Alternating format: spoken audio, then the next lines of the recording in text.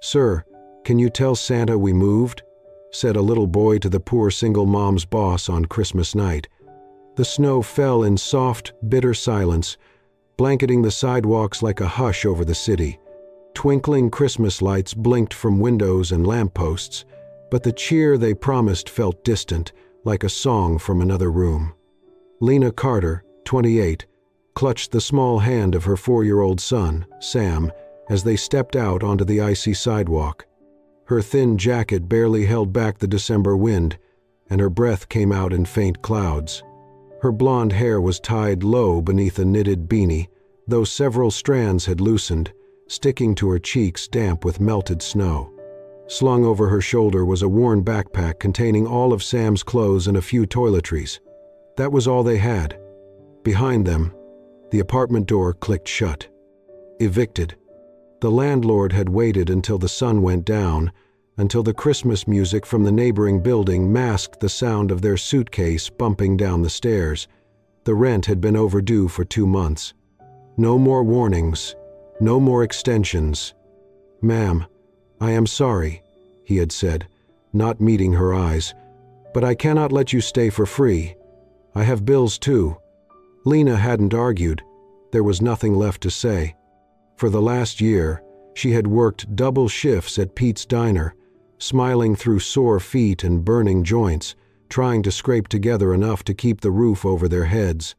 But minimum wage didn't stretch far in winter, not when most of it went to Sam's inhalers, prescriptions, and the latest hospital bill they couldn't pay. The medical debt collectors called daily now. Every ring of the phone sounded like a countdown. She had tried. God, she had tried. Now, on the coldest night of December, she had run out of time. Sam's small boots crunched in the snow beside her. He dragged a plastic bag behind him with his favorite stuffed bear sticking out the top.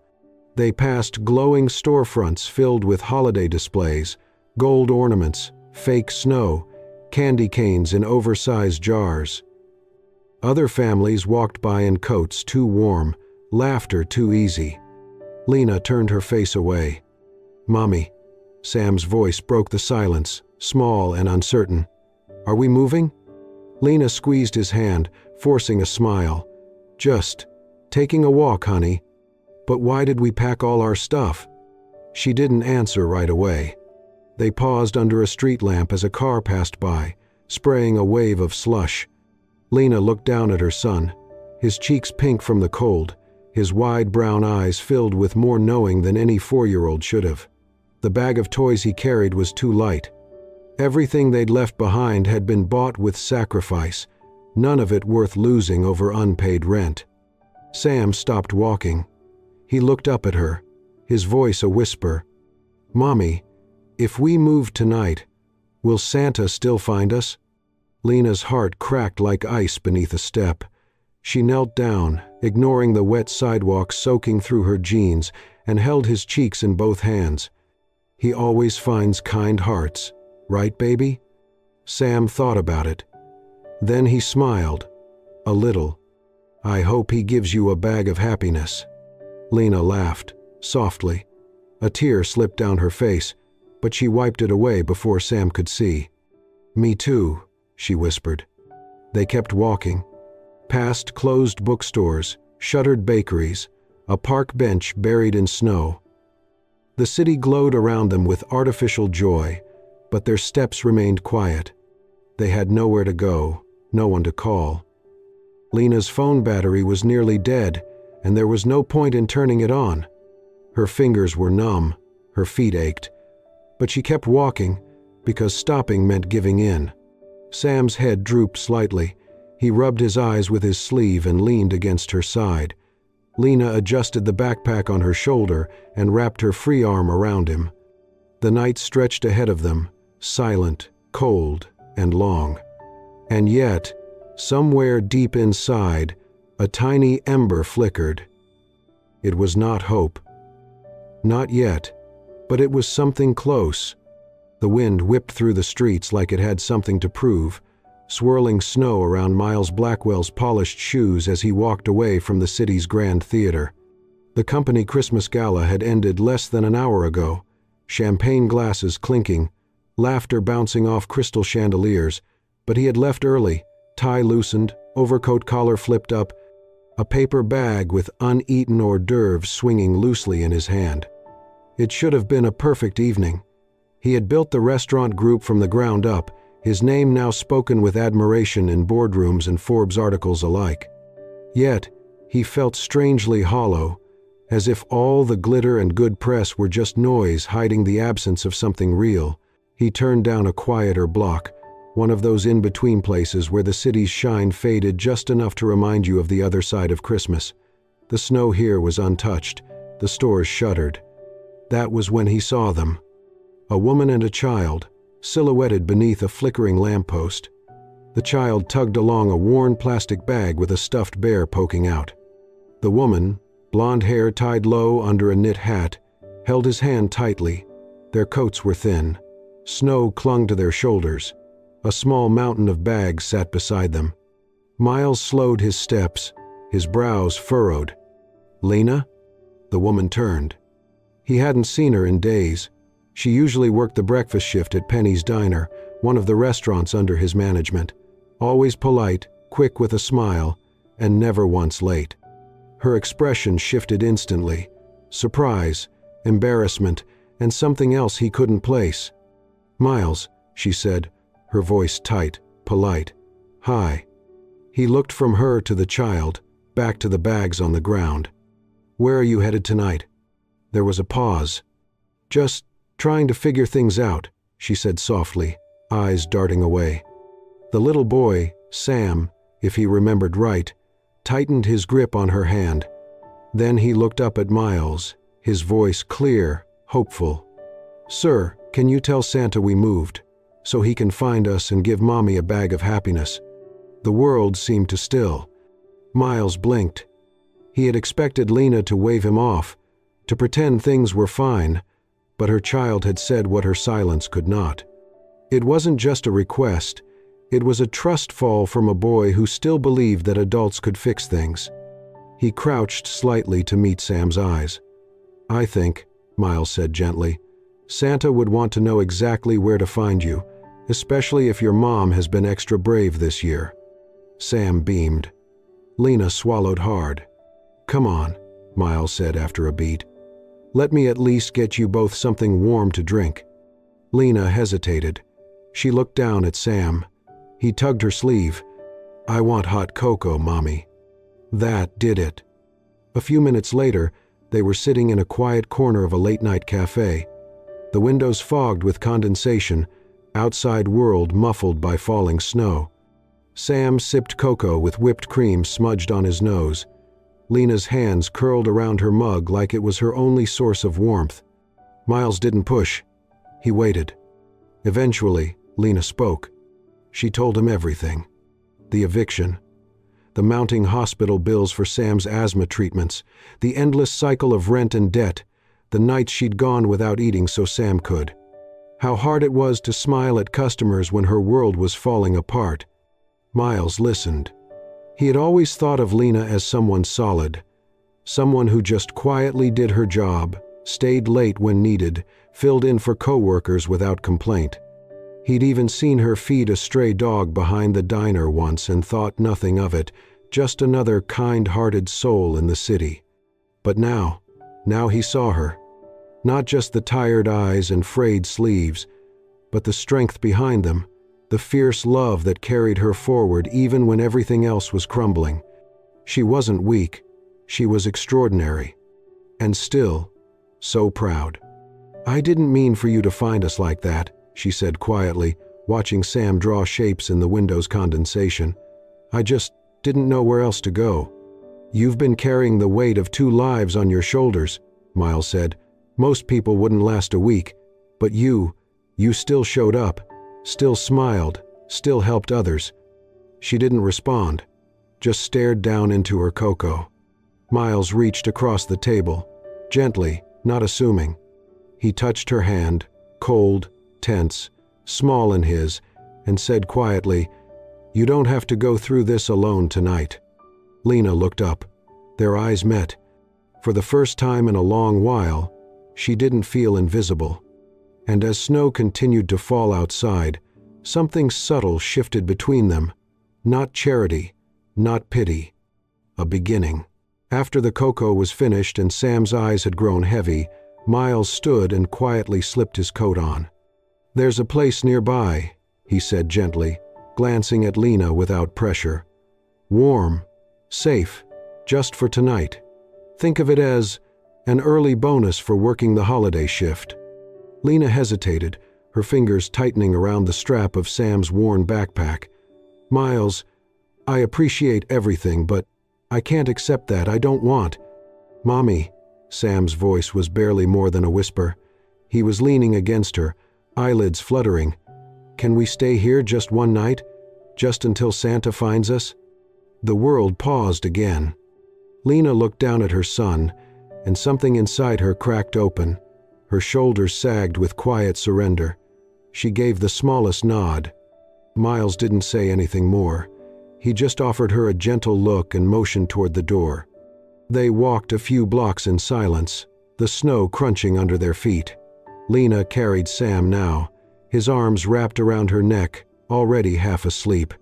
The world was quiet, save for the occasional car passing by and the distant echo of a Christmas carol from some shop window.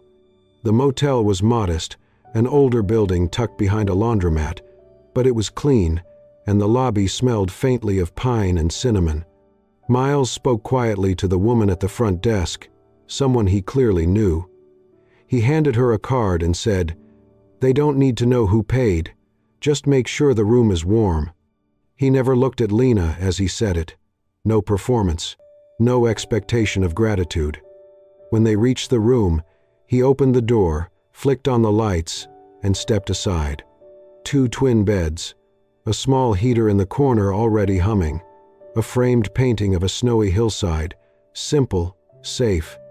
Lena gently laid Sam on one of the beds, pulling off his little boots and tucking the thin blanket around him. He didn't stir. When she turned around, Miles was already standing in the hallway, holding the door. "Sleep well, Lena." She didn't know what to say, but he didn't wait for an answer. The door closed softly behind him. That night, Lena sat by the window long after the room had gone quiet. She had let her blonde hair down, its strands soft against her cheeks. Her hands were wrapped around a paper cup she had refilled with tap water, still warm from the faucet. Outside, snowflakes fell like a silent choir. She looked over at her son's peaceful sleeping form, then back to the falling snow. Maybe, just maybe, good people still exist. The next morning, the sun broke through the clouds. The room, though small, was filled with soft light.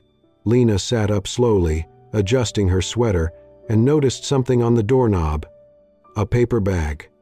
Inside, one neatly wrapped piece of toast, a small carton of milk, and a folded slip of paper. "To brave mornings and kinder winters." Lena stared at the handwriting, simple and clean. She pressed her hand to her mouth and closed her eyes. Her throat tightened, but no tears fell. Not this time. Later that morning, after dropping Sam off at his first day at the public preschool, granted by a special community scholarship program, Lena returned to the diner for her usual morning shift. Everything felt oddly normal. Coffee brewed, the smell of eggs filled the air, customers murmured their orders like any other day. She didn't expect to see Miles there, but he was. Not in a suit this time, just a dark sweater, sleeves rolled up, sipping coffee at the far end of the counter. She paused, took a breath, then walked over. "About last night," she began, her voice steady. "Thank you. I'm not good at accepting help, but we really needed it." Miles looked up, smiling softly. It wasn't help. He took another sip of coffee, then added, "It was humanity." Lena let out a quiet breath, and for the first time in a long while, she let herself believe she was allowed to receive, without shame, without guilt, just kindness. The following Monday, Lena came home from her morning shift to find a folded envelope slid beneath the door of the motel room. Her heart jumped. She opened it slowly, fearing bad news. Instead, inside was a single note, written in neat, familiar handwriting, and a small apartment key taped beside it. "Just a safe place for the night. We can figure out the rest together. M." There was also an address, a small building 2 blocks from the diner. At first, Lena stared at the paper in disbelief. Her first instinct was to refuse it. It felt too generous, too much. She'd only just begun to stand on her own 2 feet again. She didn't want to trade one kind of helplessness for another. But then Sam came up behind her, rubbing sleep from his eyes, asking, "Is this the new house, Mommy?" And suddenly, the decision felt clear. That afternoon, she visited the address. The building was old but well kept. The door to their unit opened into a compact space with wood floors, soft yellow walls, and 2 windows that let in the winter sun. There was a small table in the kitchen, a heater that worked, and a second-hand sofa that looked like it had been carefully cleaned. Lena was still standing there, absorbing it all, when her phone buzzed with a message from Miles. "Rent's covered for 3 months. After that, it'll come out of your check. No charity, just time." She sat down slowly, phone still in her hand, and whispered, "Okay." Later that evening, Sam wandered into the bedroom, where 2 single beds were freshly made with real blankets. He ran to the nearest one, flopped down, and squealed, "Mommy, look, Santa will definitely find us now." Lena stood in the doorway, hand over her mouth. That night, when Sam had fallen asleep wrapped in his favorite, but threadbare blanket, Lena sat by the window, staring out at the quiet street. For the first time in what felt like forever, her breath came easy, not from certainty, but from relief. A door had opened, and this time she dared to walk through it. When her next paycheck arrived 2 weeks later, Lena noticed something strange. The total was higher than usual. At first, she thought it was a mistake, but when she scanned the small type at the bottom, she saw a new line added. "Adjustment, single mother benefit, staff initiative." Her heart pounded. She approached Miles later that day, trying not to look flustered. "You did something to my pay." He was wiping down the counter, not even looking up. "I didn't touch it." "But..." He finally glanced at her and gave a half smile. "Let's just say, people like you deserve a little more wind at their back." Lena blinked. Miles added softly, "You've been lifting others for years. Let someone hold the ladder now." From that day on, he never brought it up again. He never made her feel like she owed him anything. He let her work, raise her son, and live in that little apartment without hovering or intruding. He gave her space. He gave her dignity. And for Lena, that meant more than any check ever could. Sam, however, had no filter. Every time he saw Miles at the diner, he'd light up and shout, "It's Santa's helper." Customers would glance over and laugh. Miles would tip his imaginary red hat and reply, "Don't tell anyone, okay? Santa's secret agent rules." Sam would nod seriously, sealing the deal with a pinky swear. Lena would shake her head, hiding her smile. This was a different kind of kindness than she had known. Quiet, steady, no strings. It didn't ask anything in return. And slowly, gently, something began to grow inside her again, something that had been buried deep beneath fear and debt and years of holding it all together. Hope. The rain had been falling all morning, cold and relentless.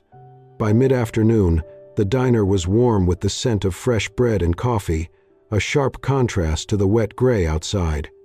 Lena was wiping down the front counter when the bell above the door jingled. She looked up and blinked in surprise. Miles stepped in, soaked through. His coat clung to him, darkened by the rain. His hair was dripping, and he looked like he hadn't slept much. "Forgot my umbrella," he muttered with a tired smile, brushing rain off his sleeves. Lena noticed the faint redness in his nose, the way he cleared his throat twice in a row, not his usual composed self. "Sit," she said, more firmly than expected. He raised an eyebrow, but obeyed, settling into a corner booth. She disappeared into the kitchen without another word. 15 minutes later, she returned with a tray. On it, a bowl of steaming ginger porridge, a slice of toast, and a mug of hot lemon water with honey. Miles stared at the meal, blinking. Lena set it down and crossed her arms. "You look like you're 2 sneezes away from passing out. Eat." He picked up the spoon and took a bite. Silence, then another, then a slow exhale. "This," he said, voice rough, "tastes like something I forgot I needed." Lena gave a half smile and returned to work without waiting for thanks. Later, after the rush, Miles remained in the booth with a blanket over his shoulders that someone, probably Sam, had dragged from the back room. Lena brought him a fresh cup of tea and sat across from him. He looked at her. "Where did you learn to cook like that?" She shrugged. "I used to want to be a musician. Went to school for it even. But then Sam came early. I dropped everything." She hesitated before adding, "My parents were gone by then. It's just been me and him." Miles nodded slowly. "My folks passed away when I was young, raised by my aunt, but you never really forget being alone." There was a pause. Not uncomfortable, just quiet. Then Miles added, "It's strange, isn't it? How people think being in charge means you don't get tired." Lena smiled faintly. "It's stranger how people assume being strong means you don't need anyone."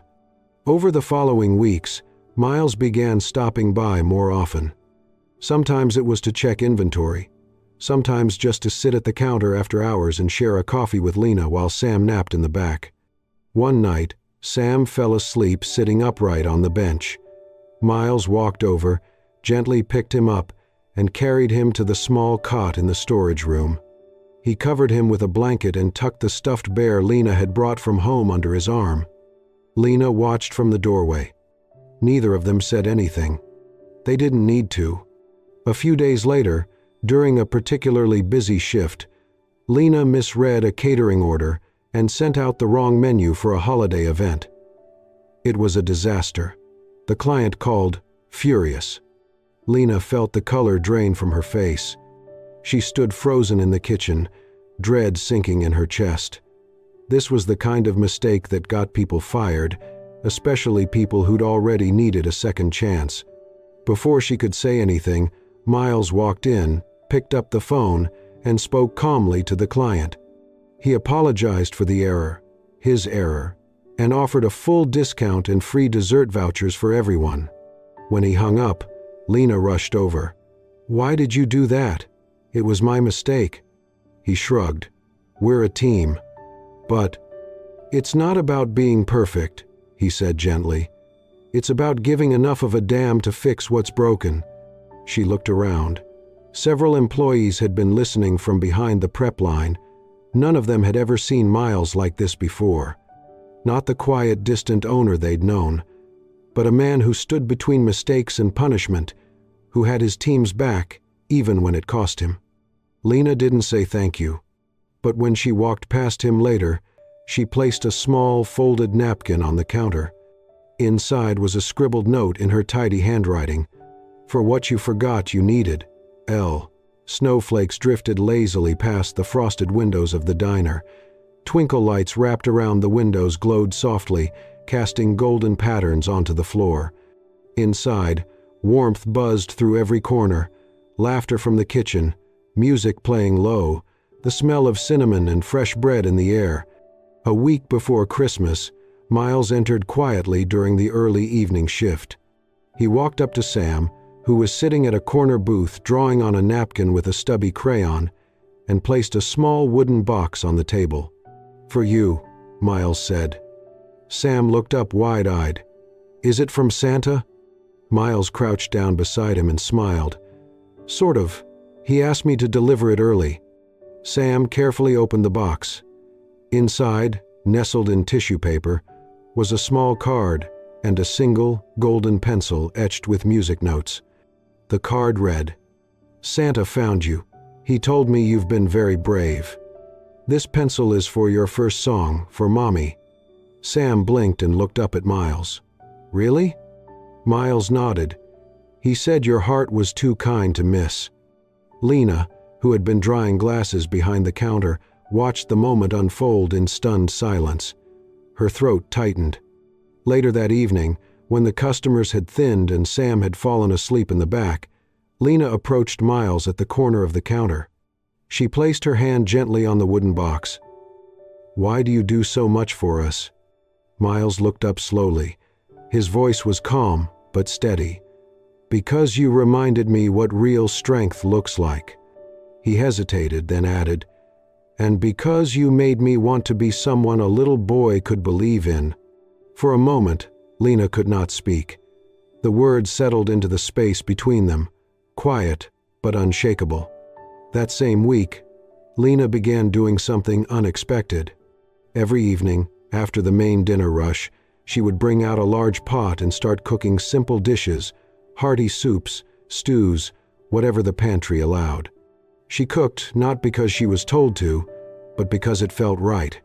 She began calling it the second dinner, served to staff and anyone who lingered too long, too quietly, with too little. Her cooking brought people closer.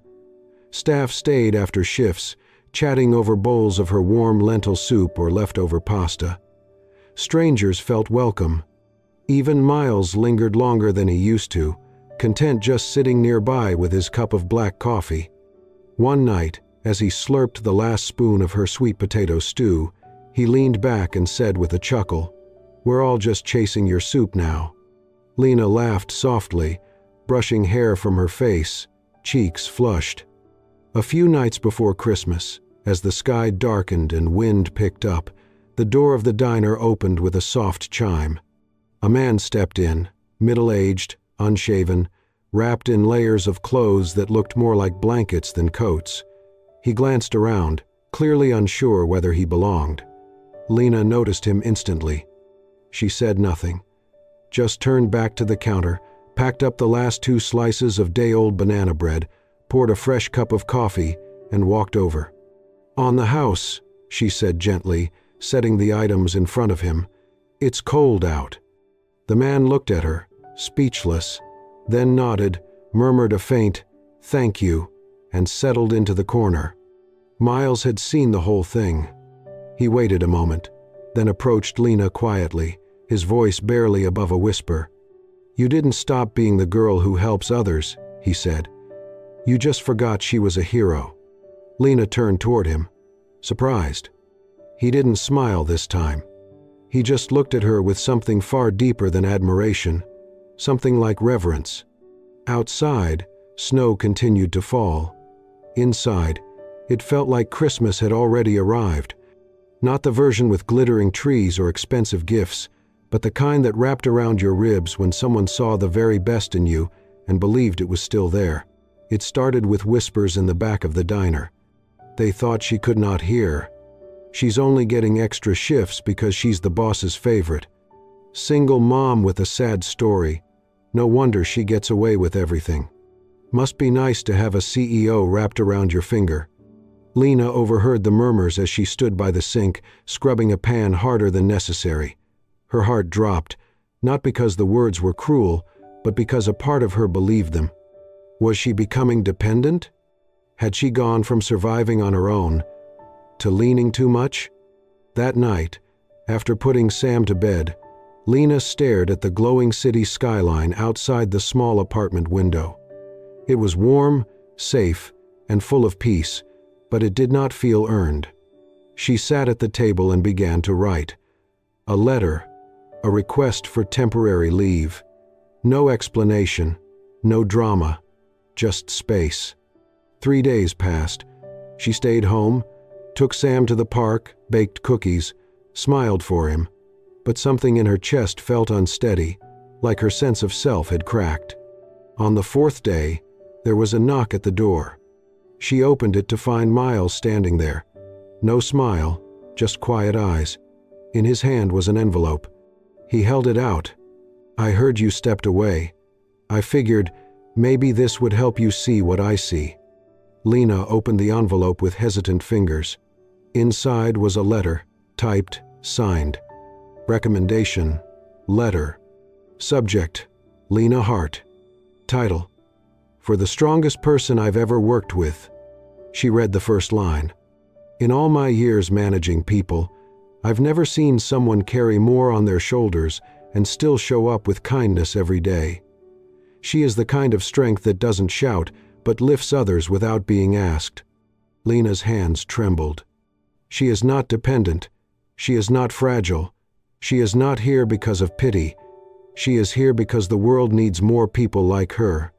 By the time she finished, tears blurred the words. She looked up at Miles, unable to speak. He added gently, Lena, I never helped you because I felt sorry for you. I helped because you deserve better, and I stayed because I wanted to, not to save you, but to stand beside you. Lena pressed the letter to her chest. In her silence, something shifted, an old belief melted. Not everyone wants to control you. Some people just want you to be happy. She stepped forward and hugged him, tight, quiet, real. For the first time, she allowed herself to believe that kindness was not weakness, and that love could look like respect. The little diner on the corner was glowing. Strings of golden lights curled around the windows, soft carols played from an old jukebox in the corner, and the smell of cinnamon rolls filled the air. It was Christmas Eve, exactly 1 year since the night Lena and Sam had nowhere to go. But tonight was different. The diner was full of warmth, laughter, and people who had become more than coworkers, more than customers. They were family. At the center of it all was a small, upright piano. Sam, now 5, sat in front of it with a paper snowflake pinned to his sweater. His legs dangled above the floor, and his fingers hovered nervously over the keys. Lena stood to the side in a soft white dress, her blonde hair cascading over her shoulders. She smiled, watching her son take a deep breath and begin. The notes were gentle, slightly uneven, but full of heart. He played a melody he had spent weeks practicing, one he titled all by himself, Dear Santa, We Found Home. No one spoke. Even the clatter of forks and plates stopped as the diner listened. And when Sam reached the final note, the room broke into warm applause. Miles walked up to the piano, crouching next to Sam with a proud smile. Hey buddy, he whispered, holding out a small velvet box. Can you be my helper for a big surprise? Sam's eyes lit up. He nodded and took the box, holding it tightly as Miles turned and walked toward Lena. She looked up, confused but smiling. Miles didn't kneel. He didn't make a speech. He just took her hand, steady and sure, and said softly, Can I stay? Not as your boss, as your family. Lena blinked, caught somewhere between a laugh and tears. But before she could answer, Sam jumped in from the side. Only if you bring hot cocoa every night. The whole diner laughed, and Miles chuckled, looking at Lena with eyes that said everything. Outside, snow had just started falling again, covering the sidewalks in a soft white layer. Lena, Miles, and Sam stepped out into the quiet evening.